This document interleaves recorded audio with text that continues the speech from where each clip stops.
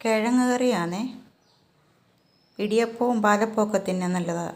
ക്യാരറ്റും പച്ചമുളകും ഉള്ളിയും ഉരുളൻകിഴങ്ങും ഒക്കെ കൂടെ ഇത് ഉണ്ടാക്കുന്നത്. ആദ്യം പച്ചമുളകും ഉള്ളിയും കൂടെ വഴറ്റണം. അത് കഴിഞ്ഞിട്ട് ഉരുളൻകിഴങ്ങും കൂടി ഇട്ട് വഴറ്റി അത് നല്ല വഴണ്ട് കഴിയുമ്പം നമ്മൾ മല്ലിപ്പൊടിയും മഞ്ഞൾപ്പൊടിയും ഗരം മസാലയും കൂടി ഇട്ട് നല്ലപോലെ ഇളക്കി ജോയിൻ്റ് ആക്കിയിട്ട് കുക്കറിലാണെങ്കിൽ കുക്കറിൽ ഒരു 2 വിസിൽ അടിക്കുമ്പോൾ ഇത് വേവും. അല്ല നമ്മൾ ആവശ്യത്തിന് വെള്ളവും ഉപ്പും കൂടെ ഒഴിച്ച് വേവിക്കണം. അത് കഴിഞ്ഞ് വെന്ത് കഴിയുമ്പോൾ നമ്മൾ എന്ത് ചെയ്യണം? തേങ്ങാപ്പാലൊഴിച്ച് എടുക്കണം. നല്ല ടേസ്റ്റാണ് കഴിക്കാൻ.